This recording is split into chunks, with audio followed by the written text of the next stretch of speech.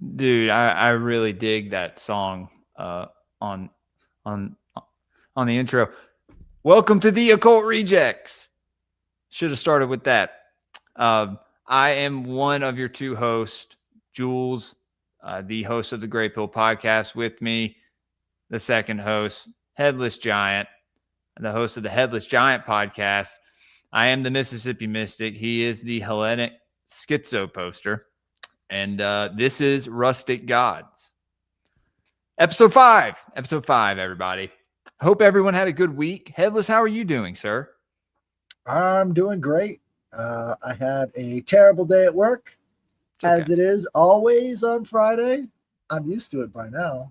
Yeah. And I'm ready to go. This is going to be a good one. So I think a lot of people wonder about the centaurs.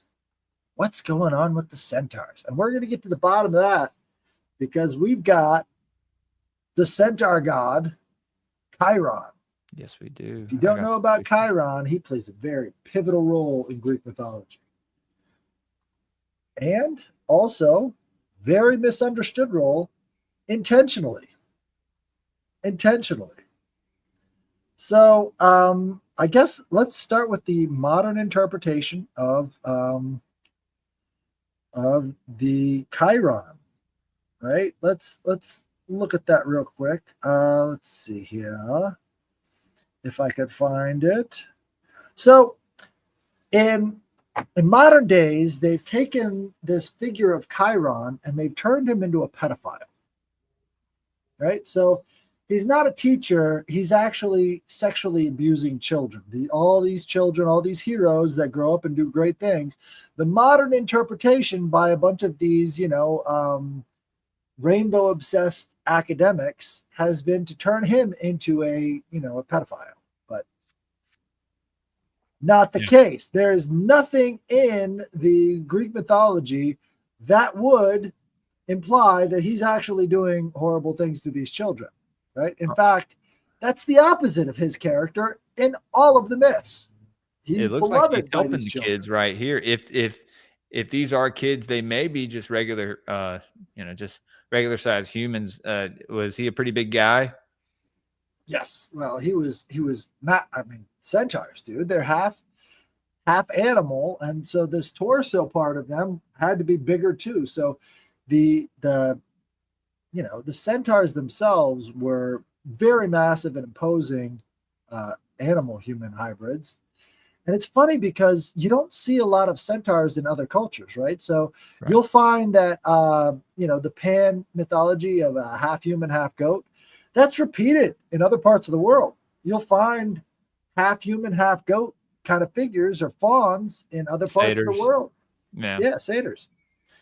But you're not going to find centaurs anywhere else. And I think that goes way, way back in history. Like, these are the first riders of the horse. And way back when, people didn't know what they were looking at when they saw people riding horses, right? Because this is like, if you can imagine an F-16 in the Stone Age, that's what the horse was, right? So when they saw people riding horseback, they thought that they were all one thing. This is the, theory at least. And so Thessaly, where all of the centaurs come from, is really close to the origin point for a lot of the, give me a second, the Scythians, right? So the Scythians were some of the first horse riding people, and Thessaly had a lot of Scythians sort of occupying that territory, and they were undefeated in battle. They loved to drink. They love to, carouse with women and all the rest of this stuff. And we see those character traits sort of carried on with the centaurs in Greek mythology.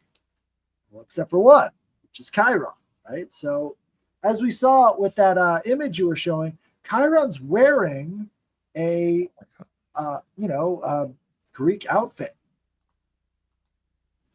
He doesn't need to. Like, it's covering up his chest and stuff. Like, do you have one of those? I just took a sheet and actually pinned that up, but I have to make one. So we should probably start doing these shows in some kind of toga. Full toga. Yeah, dude. I'm down if you are. So yeah. we do a part 6, we're coming back in togas. Definitely. Look out for that, ladies. Toga Fridays. And So Nick in the toga with the thing on his head. oh, that's gonna be great. But yeah, that's make it more like a symposium feel where everybody's just wearing sheets and chilling out, drinking wine, you know. Yeah. You got to get some wine. And the Greek way to drink wine is kind of interesting. What they would do is 50% wine, 50% water. That's right? smart. That's so you don't get drunk as fast. Dude, I'm sure their wine was stout too, bro. I bet that shit was real strong. Like, the hell, they made it right outside their house. Right. Everybody had a winery, you know, and they were all making wine and enjoying wine. 50% wine, 50% water. And you save alcohol. So it's funny because you could actually find this in the book that we're going to be doing tomorrow, The Golden Ass. They talk about how this guy is infiltrating this den of thieves, right? And he just starts cutting back the water, right? Because he wants all these thieves to pass out. So he's, you know, he starts out handing out the kylixes with, 50% water. And then he's like, all right, a whole lot less water, a whole lot more wine. And so he's getting these guys drunk as fuck just so he could have them pass out and he could save the girl. But, yeah, so it's interesting. You know, they talk about. That's also interesting, the water and the wine metaphor thing, you know? Yeah. Where else have you seen that? Yeah. What came first, chicken or the egg? Right. Well, this wasn't very common in I guess Rome, they didn't do it. No, that was mostly a Greek thing. They just drank wine straight, you know. They weren't they weren't impregnating it with water. But, you know, if you think about it, you can actually do a lot with the water before you put it in the wine. But what's interesting to me is that the image of Chiron is always having him in the toga, right? He is the civilized centaur. All the rest of the centaurs, they don't wear clothes at all, right? Right. But of course, he's not covering up his junk because obviously his junk is further back. Yeah, so he's hanging back.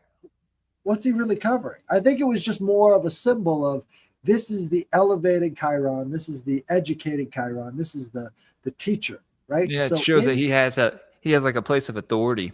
Or he's like an elder, right? Right.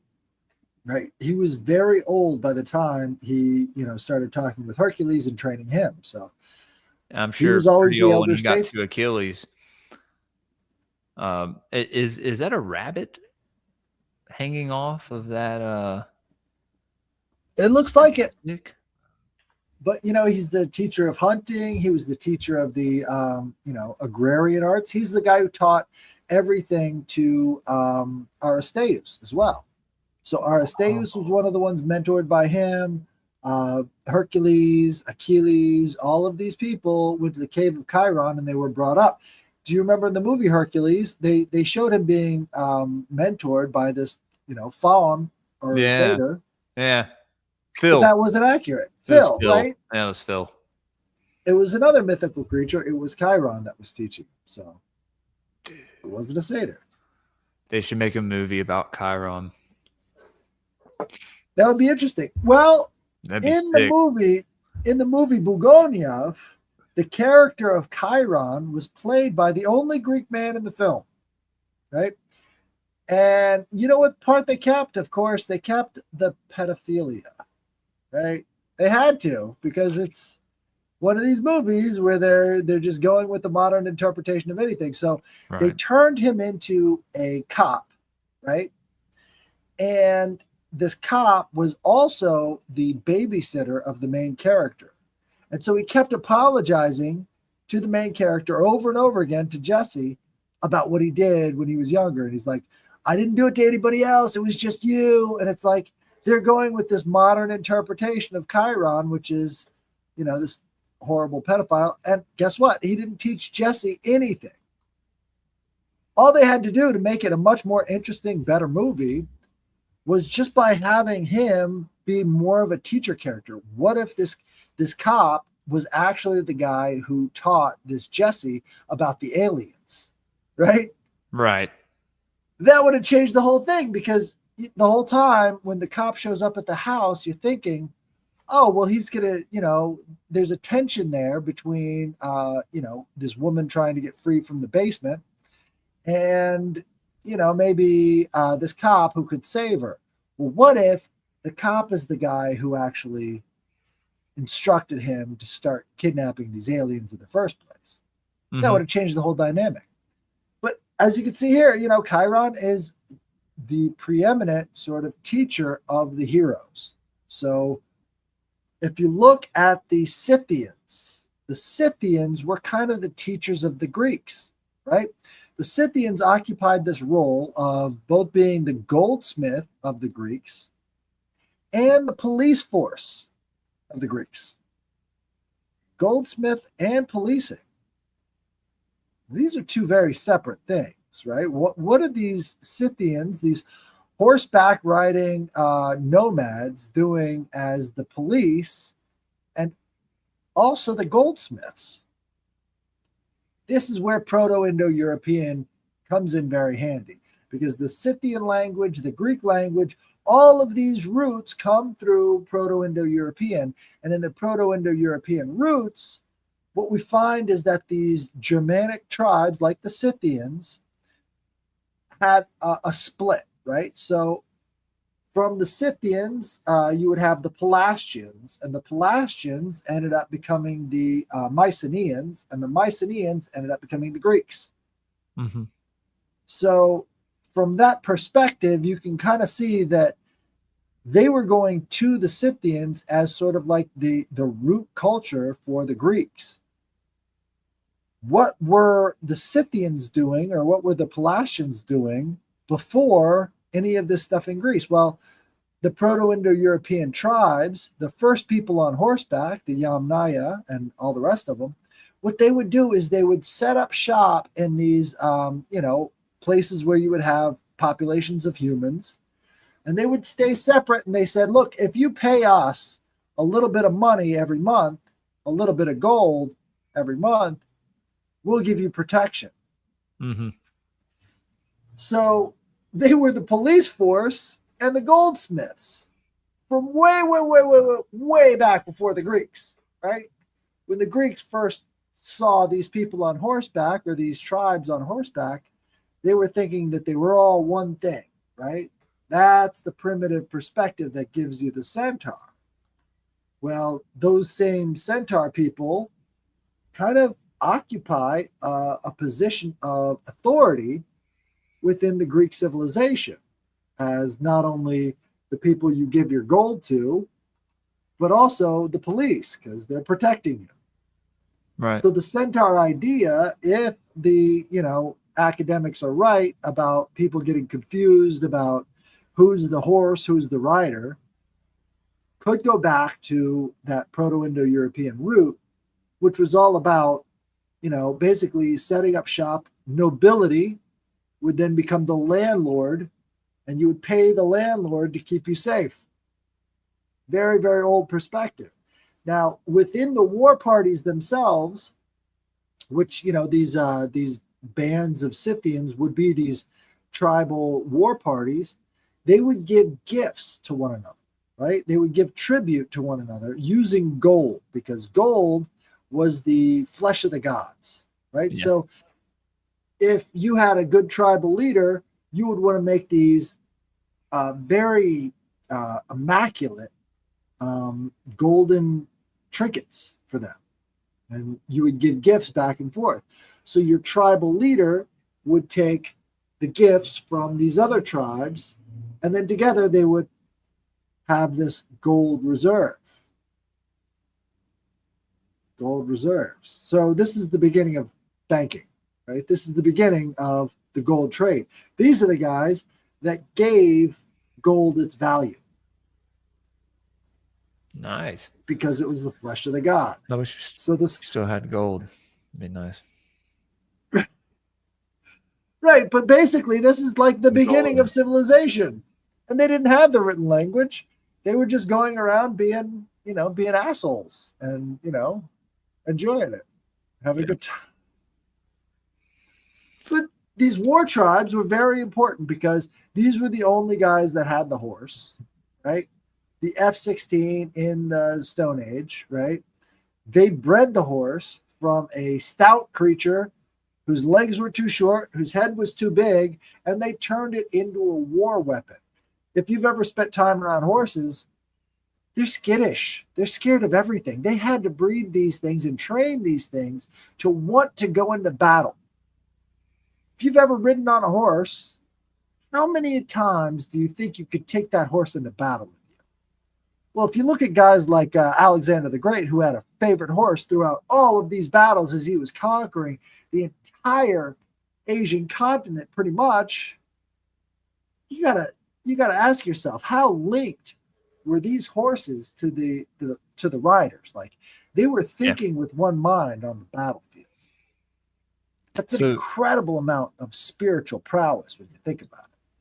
Well, yeah, I mean, people who own horses and people who breed horses and train horses, that's kind of like a spiritual relationship that they have with the horses. They like sing to them and stuff, and like, like very smart creatures. So do you think it was just symbolic then of these horsemen? I don't know if smart is the right word as much as it is perceptive, right? Prey animals have to be more perceptive than the predators. They have to be more in tune with their environment. They have to know when to run and when to hang out. Right. And between horse and rider, what you find is that you have the synchronization between the horse and the rider to get maximum like the horse is thinking, what does my rider want me to do? This is how I survive. And the rider is thinking, how can I get more in tune with the horse so that we can be better in battle? So it's almost like the merging of man and animal, right? Right. That's important, right? This is the foundational building block of how these Proto-Indo-European people were able to conquer everything, is by merging their consciousness with a horse. And horses have incredibly large energetic fields, right? And for them to let you into that energetic field and know your heartbeat, something not too uncommon when we're talking about, these prey animals turned domestic animals. You get this a lot with cows too. Cows are like big giant field puppies, right? Well, yeah. You develop a relationship with a cow, they're never going to forget that. Especially the ones that you milk, like the little milking cows there. But the big, the ones that you breed for beef or whatever. I don't know, man. I've seen those charge after people and kids and try to break through fences and stuff, like nearly kill themselves trying to get at somebody. Those things can fuck you up. But yeah, those other cows, they're sweet, man. They're real sweet. But, these are all characteristics that were bred into them in a time when the written word wasn't around. They had to pass this stuff on from generation to generation and create these breeds of cows, breeds of horses. And that took an immense amount of patience and resource, very resource heavy, right? You had to constantly be rotating them around the land. And again, that's what these Scythians were doing. These were nomadic peoples that had basically the top weapon that anybody had ever seen before.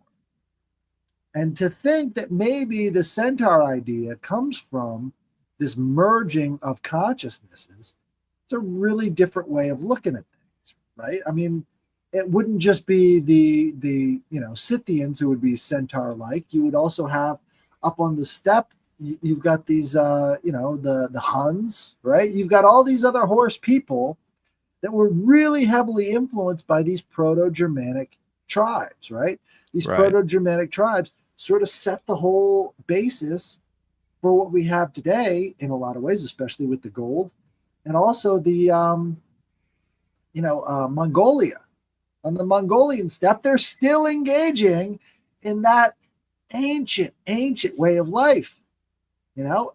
And to this day, the rest of Asia and Europe are still scared of Mongolians. Like, if they ever get back on their shit, we're fucked. You know, Yeah, the I'd be rest of scared of the Europe and Mongols Asia, too, dude.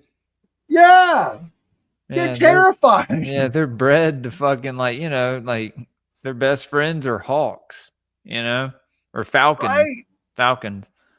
Um, But you can see why Deus Pater, these ancient gods, would be so important to them. And what's interesting is that all of these Greek philosophers, they were taught by Scythians. They were taught by Chiron. This is where they got their religious basis from, is these nomadic tribes, right? So Deus Pater is one of the Scythian Goth gods, right? That was sort of the center of their world. And they developed all of this stuff through Greek society from this Deus Pater character. A lot of the stuff about Zeus and Kronos and all the rest of this stuff comes through that Scythian line, like this Sky Father, right? And the Sky Father, Urnanos, Anu, all the rest of these things really come through that that nomadic tribesman version of reality. The sky and the earth, Gaia and Uranus, right? So a combination of heaven, and it's also, you know, the spiritual with the physical meaning, and that's with the the symbolism with the horse and the man. You know, it's his the nature of I guess his higher and lower nature always being represented by animals, and it always means something different, but you find that a lot. But no, I like to think that these dudes were, you know, half horses, you know, taking charge and wrecking shit. Well, by the time that we get into sort of the contemporary Greek history, where they're writing down all the stories, Centauromachy, or the centaur battles, had already happened. So they had already been wiped out by the time that they're being written about by these Greek historians, right? Damn, dude. And Centaur, all of them? That's what they say, yeah. And it was Hercules. Hollow Earth. Could have. But again, you know, there's not too many other cultures that really see that. And some people say that they were the sons of Apollo as well. So Apollo is also another sky daddy character, right? He's the sun, he's light. Yeah. Huh. But yeah, it's this right here. Who's he training right here? I'm not sure. But that could be Hercules, because Hercules is the one who accidentally stabbed Chiron with the arrow that had the poison from Hydra, right? From the Hydra. Yeah. Yeah. And then he had to like do some kind of trade with Prometheus for his immortality or something, and set Prometheus free, right? Well, that's what saved Prometheus for a long time, until he was released by Hercules. So Heracles was the son of Zeus, going against his father's wishes to release Prometheus from the Caucasus Mountains. And again, Caucasus Mountains, the Black Sea region, this is all about the Scythians, right? And so they had a Scythian version of Prometheus as well. So it's not just China that has a Prometheus. It's not just the Greeks that has a Prometheus. It's not just Rome that sort of takes the Mithras character and combines the Chinese Prometheus with the Greek Prometheus. It's also the Scythians that have a Scythian Prometheus as well. And so the Scythian Prometheus has a very strong similarity to this stuff. And again, here we see the Scythian horseback riders granting eternal life to Prometheus and then being released by the son of Zeus. So Prometheus was a huge threat to the gods. If it wasn't for Prometheus, the Olympians would not have beaten the Titans, right? So Prometheus, his gift was forethought. That's what his name means, Prometheus, which would be pro-thought, forethought. His brother is Epimetheus, which is afterthought. So Prometheus was the incredibly smart one, and Epimetheus was incredibly dumb. Okay. Which gets us to the first women. I think Benjamin said the wounded healer. Yeah, wasn't Chiron like a healer of some sorts, and he couldn't even heal himself whenever Chiron taught the healing arts, and there was no cure for the Hydra's blood. It is an uncurable poison. And that could be in reference to some sort of drug as well. You know, they like to use all sorts of exotic herbs and stuff. There could have been Hydra herb that made you mad forever, but you know, like they were all about the divine madness. So this could be relating to other things that we might have lost throughout the years. Shout out to Epimetheus. So Epimetheus, this is one of the stories of creation. Epimetheus is tasked with giving the animals, the newly minted animals, all these very interesting traits that made them unique. So to the cats, he would give the claws, right? And to the birds, he would give wings. And then when man came up to bat, he was all out of stuff. So he didn't have any special things. So his brother took care of man. Okay. Gave us forethought. Knowledge. Yeah. Fire. Well, that's part of it, but you know, the fire element of it was already part of mankind. Zeus took it away from us. So he had to go on to Mount Olympus to get it back for us, because essentially Prometheus was the origin of mankind. He was making a new Titan race out of the clay, out of the earth, not the spiritual substance, but the earthly substance, because that's sort of what the Titans are. They're more earthy. This is Inky, dude. It's the same. Inky was making what's his name? It'll come to me, but he was making, doing the same stuff out of clay and stuff, and making other types of humanoids. Almost, you could say, like any type of cryptid, this guy seemed to have genetically engineered, you know. Right. And as I went over last time, we were talking about the Promethean plays. So we only have Prometheus Bound, right? But it was a 3-part play, right? So there were 2 other parts. Again, the first part of Prometheus, where he's turning on the Titans to join the Olympians and fight against the Titans in Titanomachy. And then Prometheus Bound, where he's stuck up on this mountain, and all of these characters are coming and paying their condolences and trying to get information out of them. One of the main things that Zeus wanted to get out of Prometheus was the name of Zeus's successor. And so he kept sending Hermes to the mountain to get the name out of Prometheus, because Prometheus knows the future, right? And so he's trying to torture Prometheus into telling him who the successor to Zeus is going to be. I think he keeps it a secret, but it's Achilles. Achilles was supposed to be the successor to Zeus.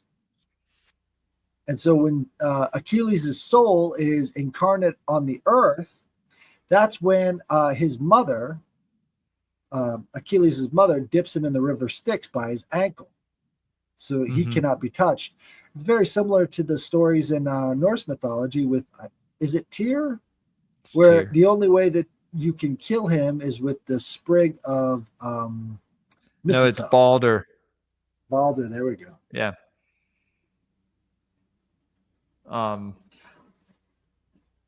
Let's see. Yeah, agreement. Let's see.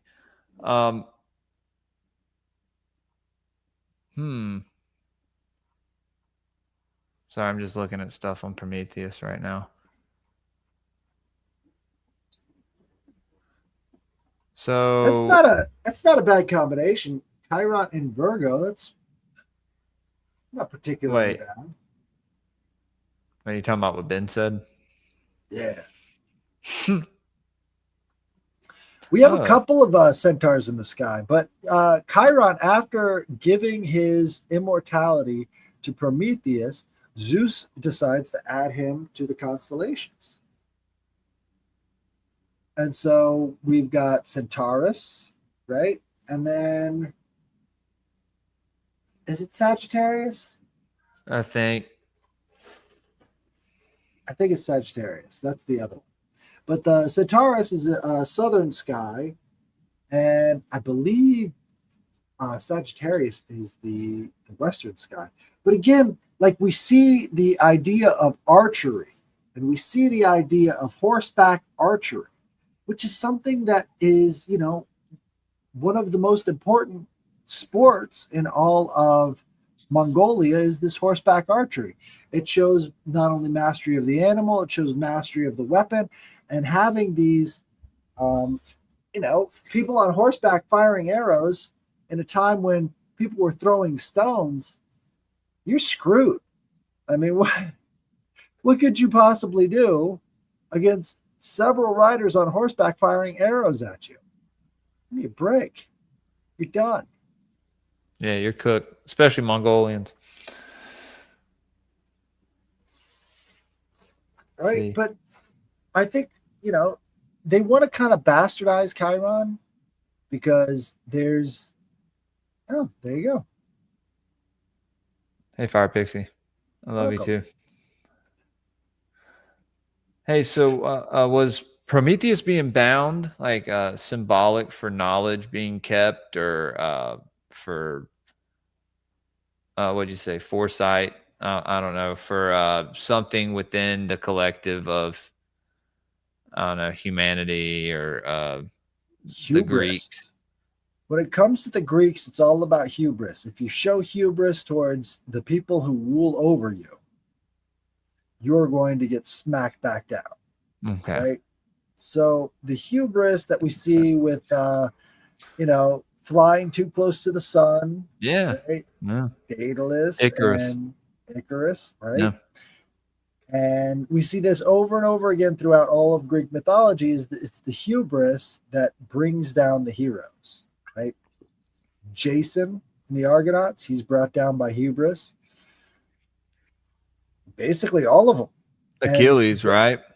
Achilles also. Yeah. Well, he goes into the temple of Apollo and just starts smashing shit up, and he thinks, whatever. And it was Apollo that killed Achilles. He's the one who directed the arrow straight into his Achilles tendon. But also very, the idea is you have to act as a team. And we got to watch Troy, dude. We should watch Troy one night, do a watch party and watch Troy. It's a good fucking movie. That was like the last era of good war movies, like Troy and Alexander. Well, they made everyone in Alexander gay. Right. Like as soon as the women as soon as like all the dudes got together in the room, they'd be like, tell the women to leave. It's like, what the fuck, man? Like, I don't know if they were like, no, I don't know if they were doing that. What's if do you think it's get just into them just if you get into the Leather Apron Club, right? Mhm. Have you ever heard of that? So Yeah. this guy named Leather Apron Club, he's got this massive debunk on the gay Greeks. This all came out of the 1970s through Christianity and the academics, right? They both had their own reasons to try and gay jacket the Greeks. They said the same thing about the Spartans too. Right. They were touching boys and stuff. I don't know, man. I don't know if I believe that. With the Spartans, there's a little bit more evidence, but again, what they were trying to do is create school shooters with the Spartans. Oh, shit. They were all about creating. Okay, so one of the initiatory rituals for these young boys in Sparta was to raise a puppy, bring it to the temple, and then kill the puppy. Right? They were trying to make. They were trying to make warriors, right? Right. Yeah. Right. Okay. Well, yeah. I don't know. I mean, to do that with every. I mean, dude. I don't know. To live in The that time, Spartans were I mean, it was kind of the norm when it was happening. the Spartans were the outcasts from the rest of Greece. The rest of Greece wanted to live a good life and not just always be in war mode all the time. But the Spartans specifically wanted to be in war mode all the time. Why didn't they just make them go find like a fucking wolf and try to befriend it and make it like it's like, I don't know, Like in the movie its 300. companion or something? Yeah, did that happen in the movie? I didn't know that. I didn't remember that. I haven't seen the movie in a while.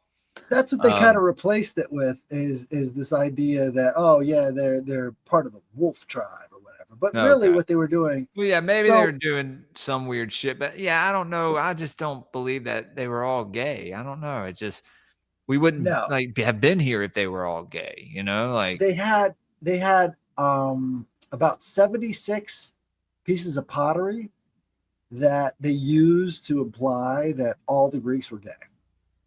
76. And so did they what have did is dicks on it and stuff? well, no, they actually didn't go for that. Because They you wanted have to shown have me a lot of right. pieces There was a of lot of fertility worship. pieces, you know, Right. pieces of pieces, you know. Right. They had a lot of fertility worship going on all over Greek. Yeah. Right. So the Greek world was just awash in dick statues, right?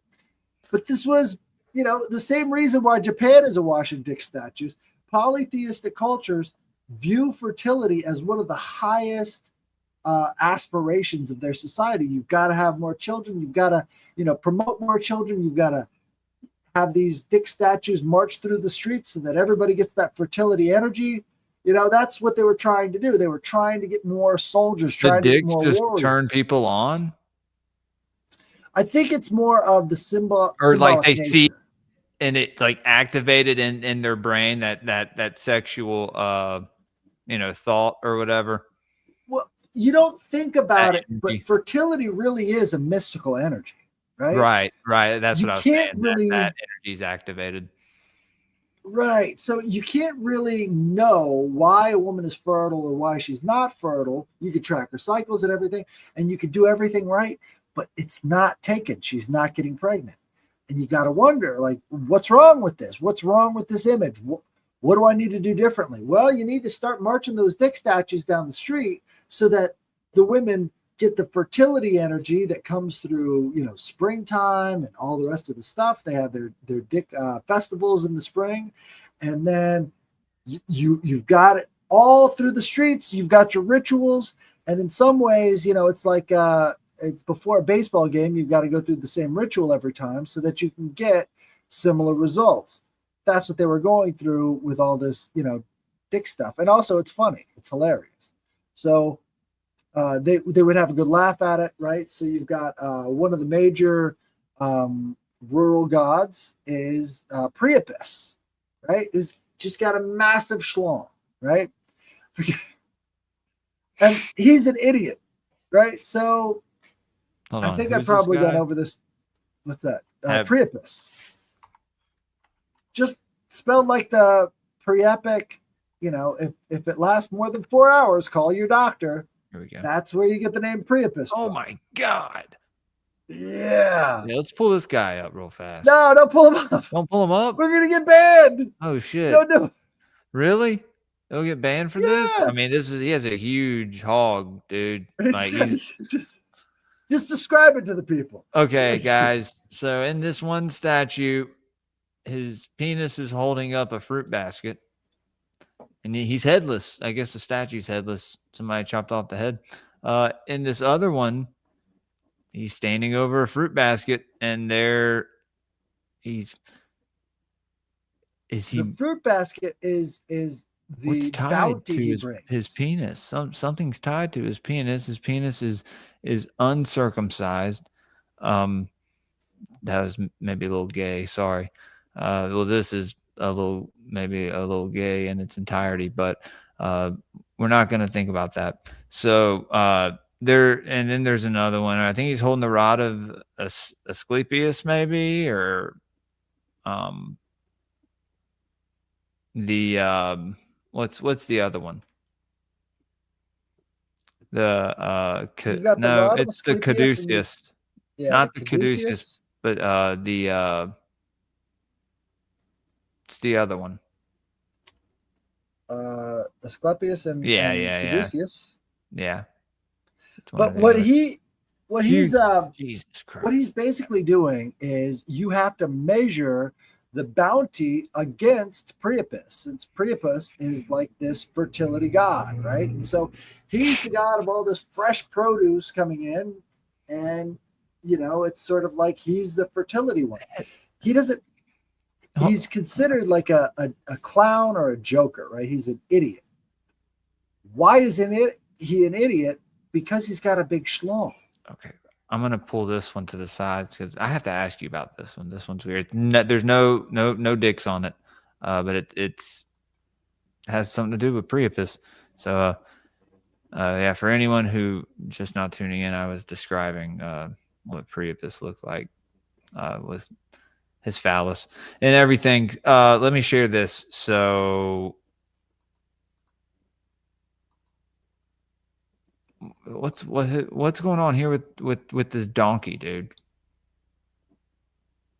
Oh, Typed in Priapus. Yeah, there could be something with the donkey because donkey's got a big old member. I'm not sure what this looks like. A sleep paralysis. The little homunculus. Yeah, I was gonna say, dude, that's a perfect depiction of a sleep paralysis demon, and the donkey he looks like a satyr almost though. Look at his legs; they look like they're covered in hair. Yeah, he looks like a satyr. He looks like he's afflicting this woman in her sleep, and the only person who could see it is the donkey. It's kind of like a Balaam motif. Dude, that's wild.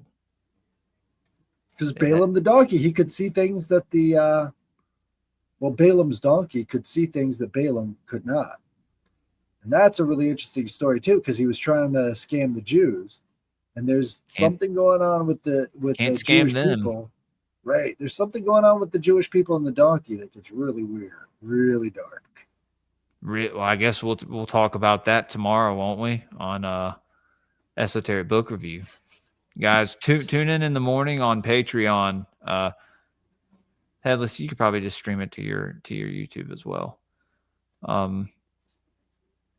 We are reading some of the Golden Ass. Then I'm having Stein from Greyhorn Pagans on to talk about the Norse pantheon and the creation story and all that. It's going to be fun. I have a lot of questions. So, right. Odin is not the creation god. Ma'am? No. Odin is one of the later generations. The creator god comes before him. I'm just not that good on Norse mythology. But so Priapus, whenever it's time to perform, it doesn't work. But whenever he's not performing, he's rock hard. And so he's kind of this hapless character. He can never use it how gods have intended it to be used, but it's always hard. So he's got a problem. So they're always laughing at him. And what you find is that in the heroes have really tiny schlongs, right? The hero gods, the whatever, because they believe that you have two brains, right? You got one up here and one down here. And if the one down there is huge, then the one up there is tiny. Yeah, I think you explained that to me before. What they would do is they would show you and if you think about it in battle, you don't want a guy with a massive schlong in battle, right? Because chances are he's going to be flopping around and falling on the ground, and he's going to be stepping on it. Yeah, dude. Right. Because they're fighting naked. So there's that as well. What? No. Well, okay. That goes back to Sumeria with those like naked wrestling matches that the gods would have. Right. Yeah. Weird stuff.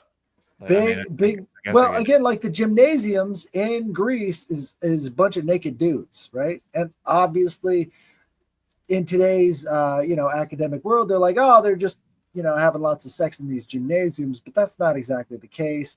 Homosexuality was illegal. So they weren't doing each other, because how easy would it be to take out a political rival or whatever if you find out that they're... Also, pedophilia was illegal. The term pederasty was basically kind of a joke, right? Mm-hmm. And so they would always be calling young boys and stuff this derogatory word for receiving homosexual. And it's weird, because it's just like they're giving shit to these kids for being kids, and they're like, you're the catcher, right?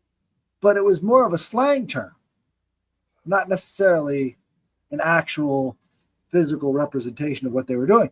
Education in Greece was different from what we think of as public school now, or at least even in Samaria, they had these massive schools for all the scribes, and you could see weird notes being passed from these kids in scribe school to their mothers, telling them they want a new tunic, whatever. They're sending out letters made of brick to their mothers, so we can read everything they did in Samaria. But they weren't using brick letters in Greece, so it becomes a little bit harder to piece things together. But basically everything in Samaria was written down on bricks, so we have all of it. We've got too much knowledge about the Sumerians and the Akkadians and all the rest of them, because everything is written down in stone. Cuneiform. Yeah. Right. So it's really fascinating, all the parallels, but I don't think we're ever going to get to the bottom of Samaria, just because it's just too much knowledge, right? They have whole libraries. It's a lot. The basic story is, it's pretty interesting, but it's a lot of just betrayal and, be honest, incest. Yeah, right.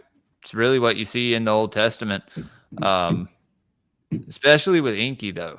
Like he impregnates everybody and everything, turning into animals as well, just like Zeus and stuff. You know how Zeus turns into a swan and all that,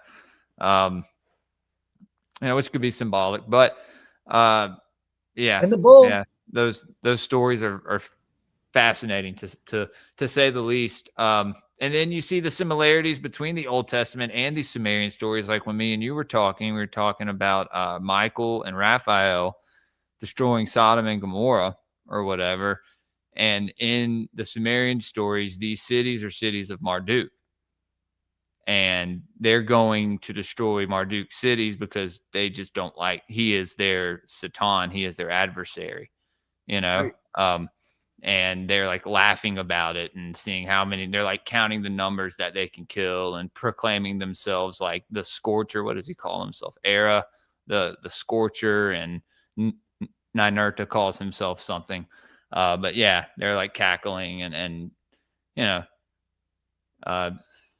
Sumerians loved to show off how many people they killed. And in their steles, they put it, well, I mean, this is, post-Sumerian, more post-Akkadian, right?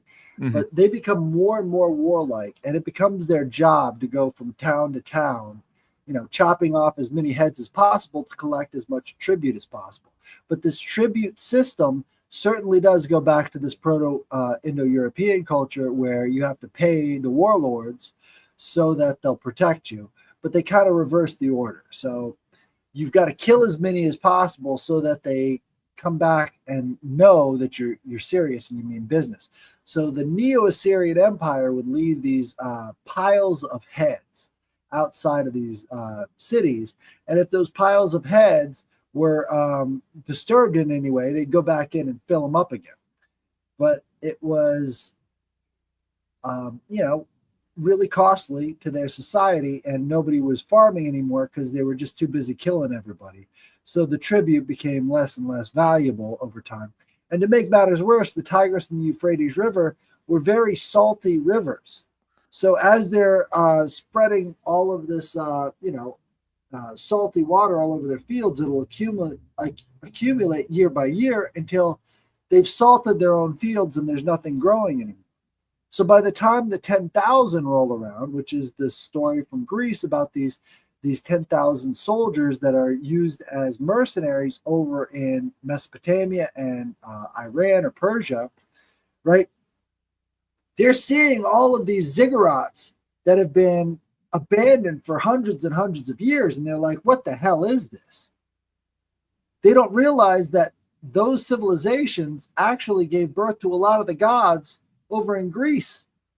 So they're looking at their origin stories and they have no idea, because they've been able to keep it pretty much preserved in this oral history. And in these Sumerian stories, I mean, dude, it's pretty plain that they were walking around, like, you know, and I don't know, maybe they're seeing them in visions, because I have talked with people about the whole astrotheology angle on it, and it all makes sense. But there's something, I don't know, I don't want to say otherworldly, but definitely from some other realm, these entities that have inhabited these archetypes and played the roles of these characters in these mythologies and these stories. There's something to it, though. Like they're connected. That's what I first started off doing. I just started off, you know, in the Abrahamic, more, you know, the Sumerian stories, Assyria, Babylon, all that stuff, up to Egypt. I didn't really go past that I didn't start talking about the Greek pantheon, the Roman pantheon, until I started talking to you, or even any other European pantheons, dude. To be honest with you, I don't know. It's kind of stuck in these few little, but now definitely seeing different connections. Like I was telling you earlier, I have to go back and redo these charts, which is going to take a couple weeks, but it's worth it. I'll put them on Patreon afterwards. Really sick pantheon, like well, I need your help with it then, and we can put it on the Occult Research Institute website and all that good stuff. You got to look into the Etruscans. The Etruscans were really weird. Really weird. Okay. Yeah, we're gonna have to make like charts and graphs, because that's I can do it, dude. If you help me, I'm very good at organizing things and making you know, I have tons of notebooks full of notes and all the, you know. Anyway, but the Etruscans were very, very close to obviously the Romans took over for the Etruscans, but the Etruscan language was another language isolate, right? So the Sumerians, language isolate, Etruscans, language isolate. There's another society over in one of my good friends, Corinne Atlas. She comes from a language isolate group over in Spain, right? These language isolate groups, they assume, are like the very first peoples, because there are no other languages that contributed to their language that they could find. But the Proto-Indo-European language was like the feeder language for Greek, German, Gothic, Roman, all of those other languages. They're all Proto-Indo-European roots. Whereas language isolate groups, like the Sumerians, they're very special groups. Very special. Yeah, and I mean, that's the one group that people say is, you know, certain amount of years old, but when you look at the King's List and all that, it's like, how old was that civilization? You know? What would they actually try to say with the King's List? And it's really interesting too. So Akkadian, right? So the Akkadians were just north of Sumer. That's a Proto-Indo-European language. Sumerian, language isolate.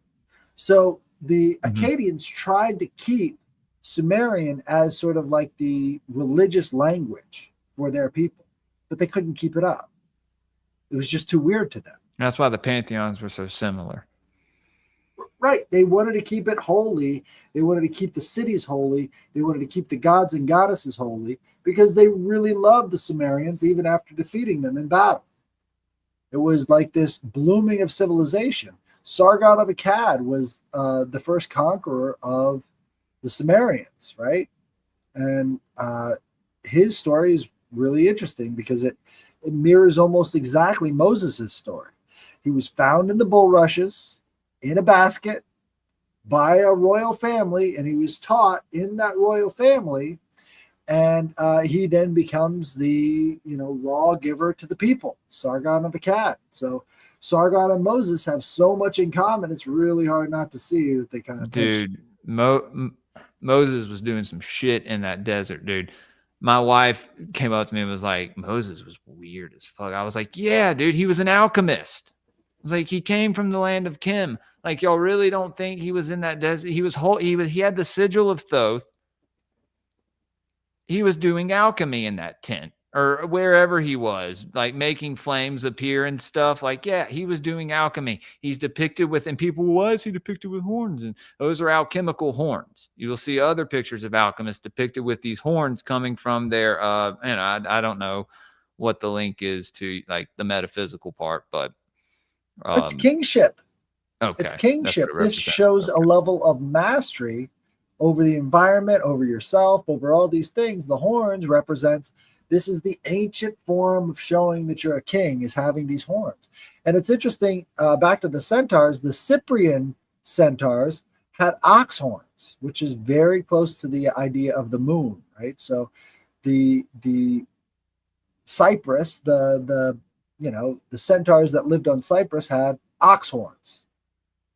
Kind of interesting. Were they the kings of that sort of, centaur society? I don't know.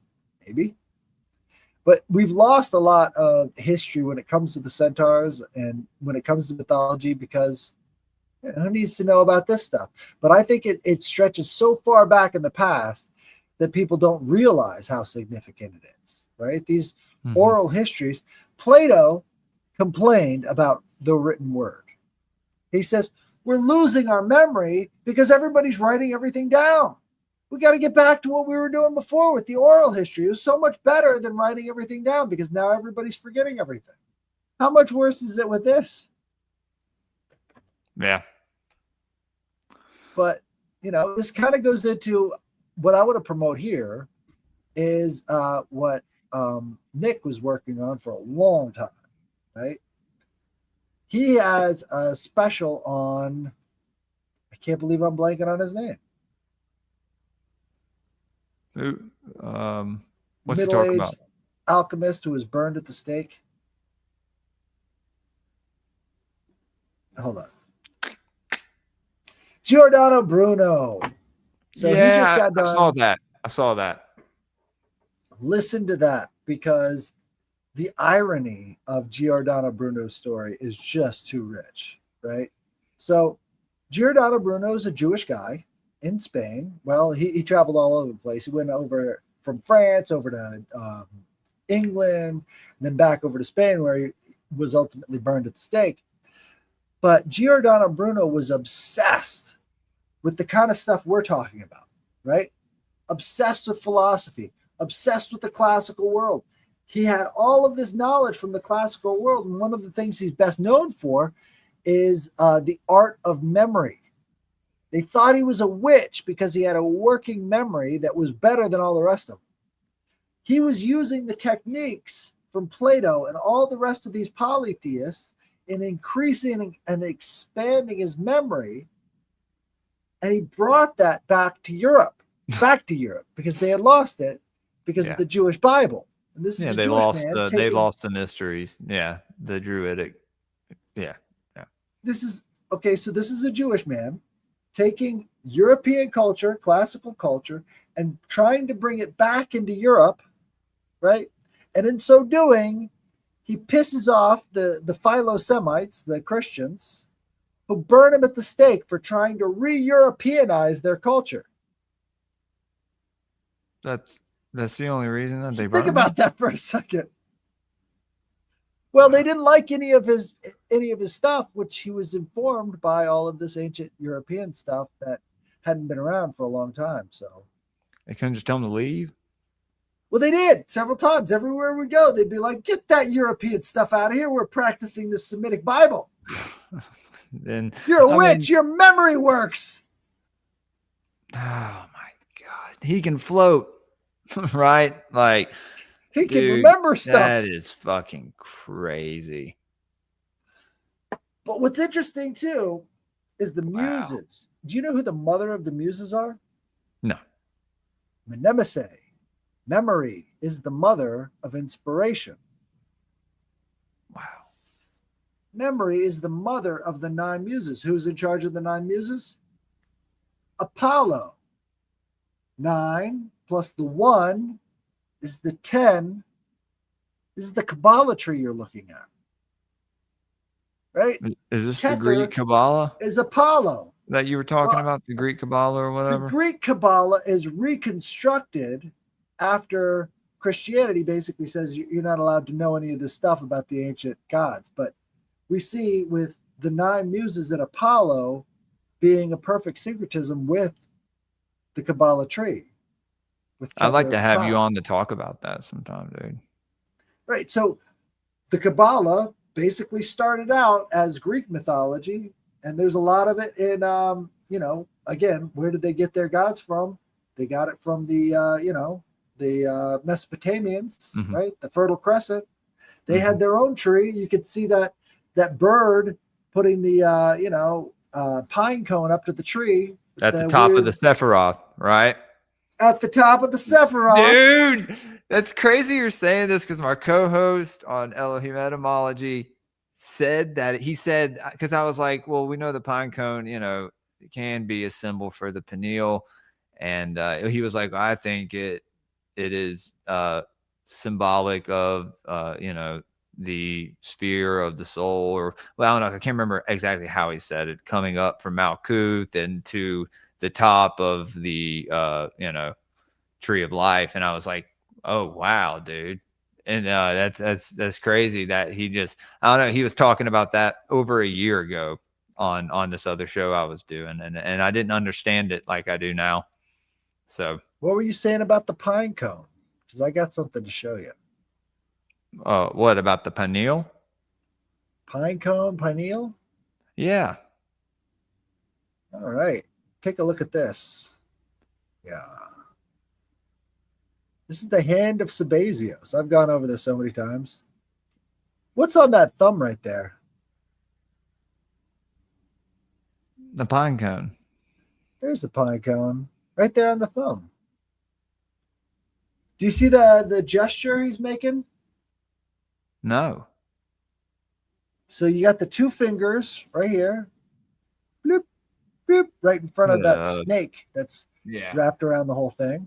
I see that. Right here, the thumb and these 2 fingers are up. This is called the hand of benediction in Christianity, but they just took the hand of Sabazios and made the hand of benediction.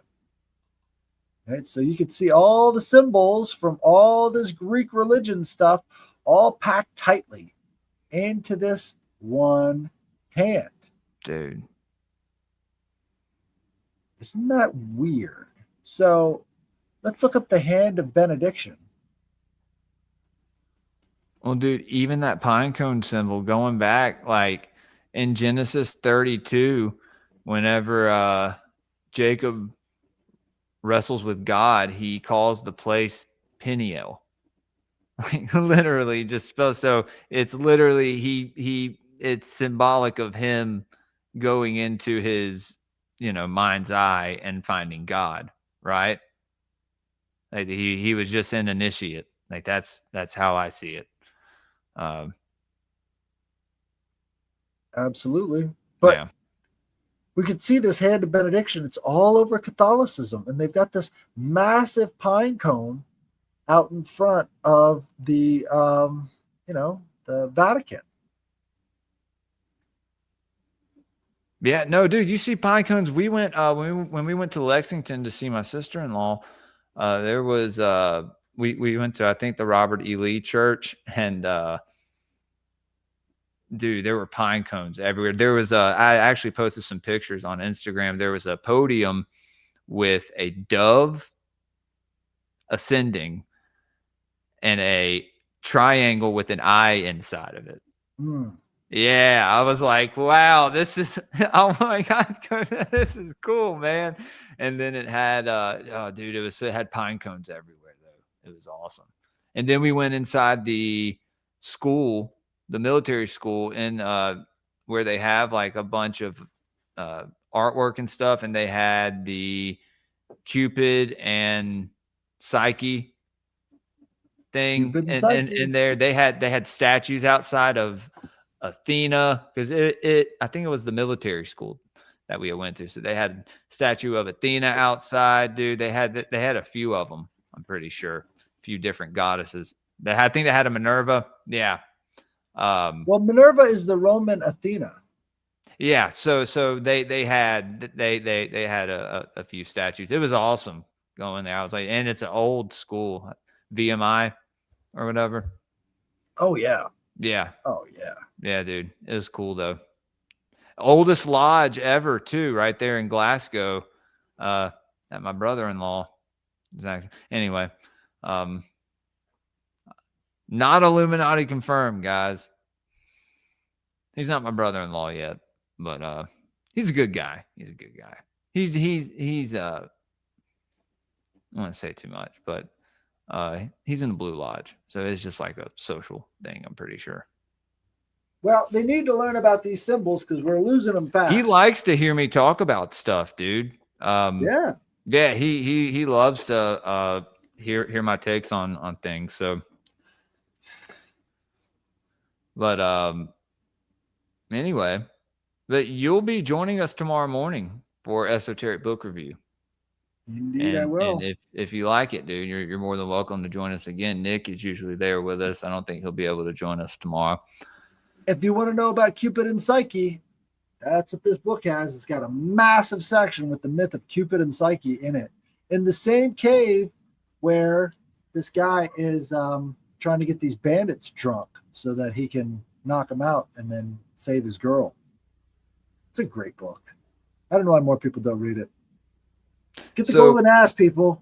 The golden ass, everybody.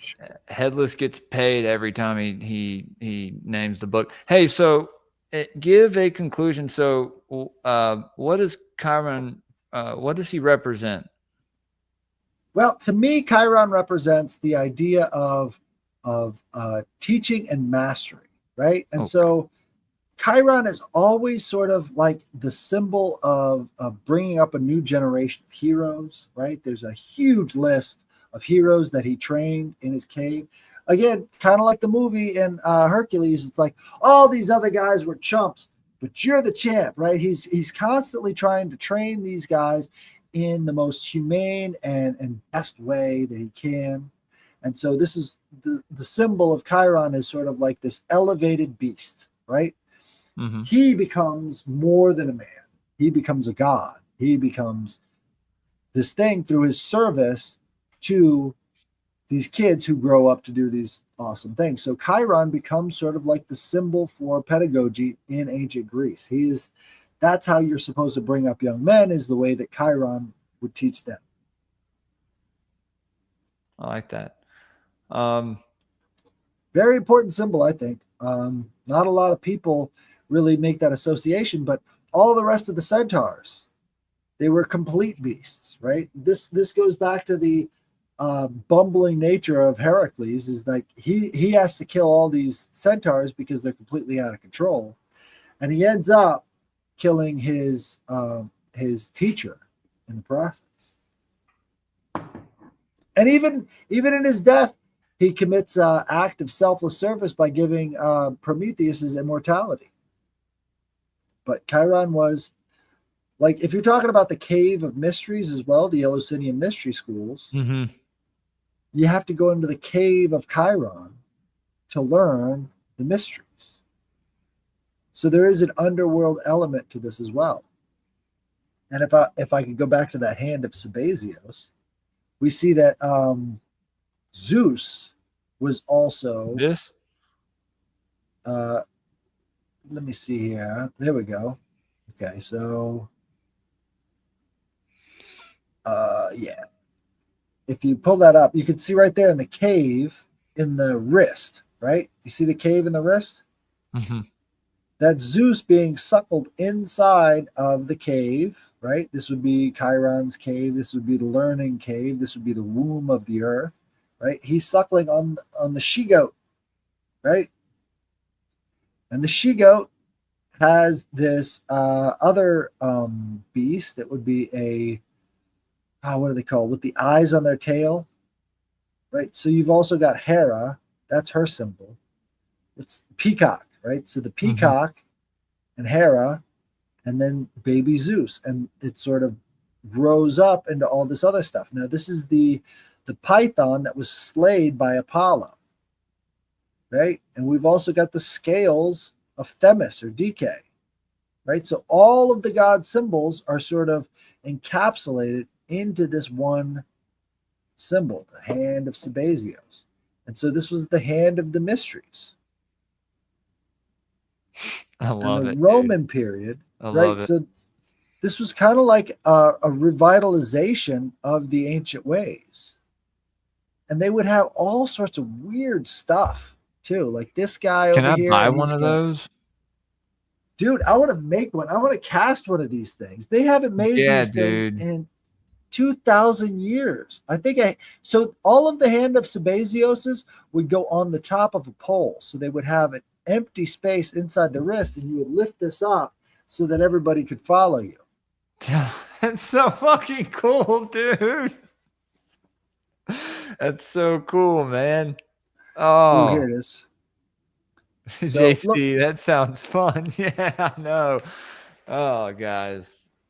So this Sabazios right here, this Sabazios character was very closely associated with Dionysus, the dying and rising god myth. Okay. Right? Okay. And so again, right here, it's the womb of the earth inside of the palm of the hand. You've got the eagle flying down. That's Zeus's eagle, Zeus's birth and Zeus's eagle, all in the same thing. Here's another weird one. Look at that. The huge pine cone right there. Right? You got the lizard. That would be kind of this, the fiery lizard. This is another instance of Sabazios. Again, like the hand of the mysteries was supposed to encompass all of the mysteries. And what do we see at the top? Right? We've got Apollo, the moon, and the sun. Yeah. You've got Hermes down here. But the hand of Sabazios, it's all of the things, all combined into one. It was like Catholicism, universalism. Fascinating. I love it, dude. Yeah. Yeah. I love it. So if you guys want to help me cast a hand of Sabazios, let me know, because I definitely want to. Here's another good one. So that's cool. What is the dark star on the thumb? The snake. Yeah, I see the eye snake in the belly. That's very reminiscent of, like, I don't know. It kind of reminds me of an eye of Horus. The Sabazios character is the link between East and West, right? Because oftentimes he's pictured with this moon, and the moon is the Shiva thing, right? So Shiva has the moon on his head, and Sabazios has the moon on his head. The dying and rising god. Shiva is supposed to sleep for thousands of years and then rise from the dead, and then all of this other stuff, and it all links back together through, I think, the most important. Here we go. That's another good one. You could see the moon right on top of his head, right? Just like Shiva. And he's also wearing the Phrygian cap. Yeah. Yeah, that's just like, I was going to say, that's just like fucking Thoth. I think he has the moon on his head as well. Right? And so it's all coming through this spot in Turkey. And I don't think it's any coincidence that this is where Göbekli Tepe is. Right? Mm-hmm. This is the place where East meets West. This is all of it. So from here, it goes down into, Mesopotamia. And the Scythians actually occupied the Mesopotamian region for a long time. So Thrace, where all of this dying and rising god motif starts, is where Paul is sending his letters about Jesus. Another dying and rising god that So is he centered hearing in all Thrace. these stories in Thrace and basing his letters off of Paul of some of these Tarsus. Where's mythologies? Tarsus? Tarsus is also in Anatolia. So there's a very ancient cult going on in Anatolia. This is where Handus Sabazios is coming out of, Dude, right? yeah. From I need to Thrace. do a deep dive on the Anatolian gods. Very interesting pantheon. Oh man, it gets so deep. And if you Yeah, go dude. watch Robbie Marks is Well, let's get Robbie on for one of these. I don't know. Let's reach yeah, out. dude. Yeah, definitely, dude. Yeah, we could definitely do that because there is a rustic motif to a lot of this stuff as well.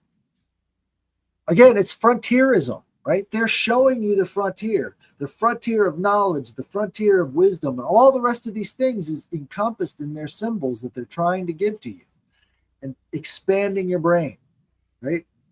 Here are the symbols. Make it work inside your head. And once you do, that's like an initiation. Yeah. So it seems really chaotic and completely nonsensical crazy from the outside. But once you can start to put these pieces together, you could take it all the way back to the origin of of mankind, really. I mean, Gobekli Tepe. And in Gobekli Tepe, they have what they call the master. Well, no, they don't call it that there, but there's this motif called the Master of Beasts, right? You see this a lot in Samaria as well. The Master of Beast motif is this guy with his hand on his junk, a lot like Priapus. Priapus. Is he a rustic god? Very much so. Oh, I can't wait for that episode, dude. We can go from Priapus to his Roman counterpart with it, which is Fascinus. We've talked about Fascinus before. He's even better, His is even bigger, I think. If I'm gonna be honest. But yeah, dude. Wrap it up there. Yeah, I was gonna say I have to make that stream for the morning.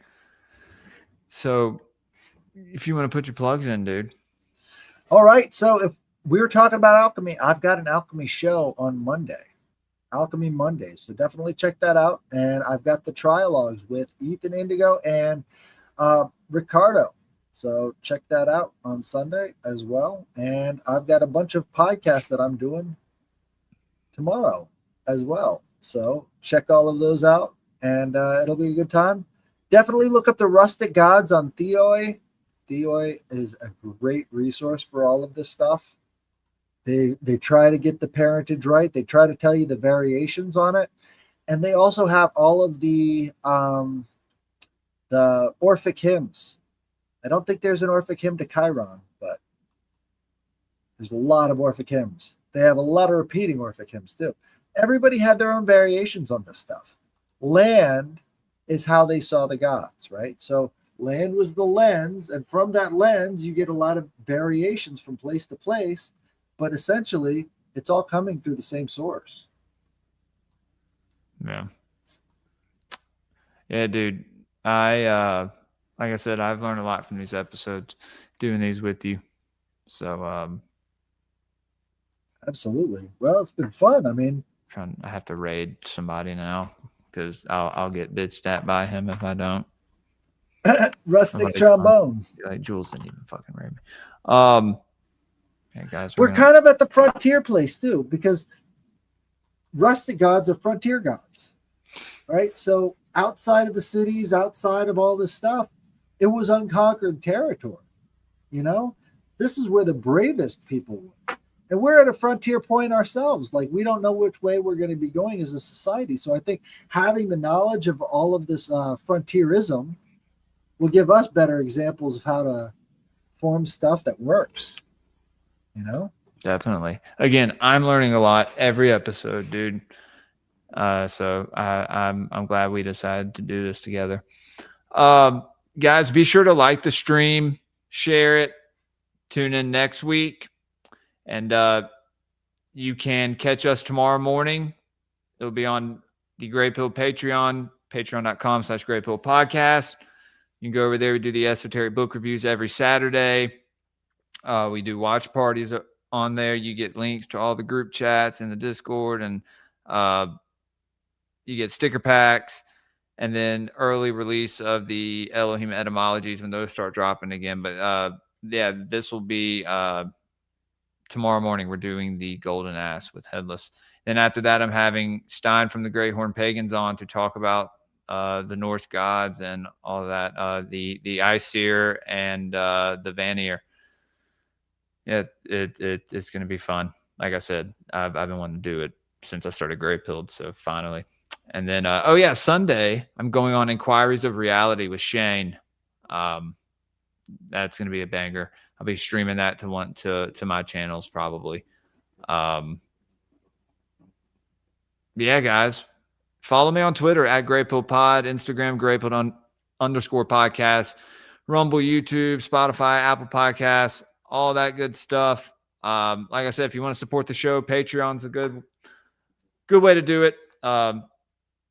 Cash App, Jules Preston, or you can go to buymeacoffee/greypilled, Ko-fi/greypilled. I even have a powerchat.live/greypilled, which I have to start doing. I'm going to start using OBS maybe here soon. Was on with Connie last night behind the scenes talking about some stuff. Oh yeah. We have a show we're doing tomorrow later in the day that will be dropping. It's not live, but it's a new show that we started doing. I think Dick from Murder of the Media, Assbutt, and Connie, which they had Adam Green on Tuesday, by the way, guys. So go check out Horseshoes Hand Grenades. It's a very interesting conversation they had. But they did a segment last week where it's like making fun of debates, I guess. And I'm the moderator for the one tomorrow. So it's going to be fun. We're going to have a good time with it. And maybe I could post it to my channel after we're done. So, yeah. Thank y'all for coming and hanging out with us tonight. And we will see y'all later. And guys, y'all follow the Occult Rejects channel, occultresearchinstitute.org. You can find everybody over there and kind of what they do. Maybe I can contribute some eventually. Maybe I'll be of some use. We'll see. Who knows? But anyway, until next time, guys, stay Greypilled. Later.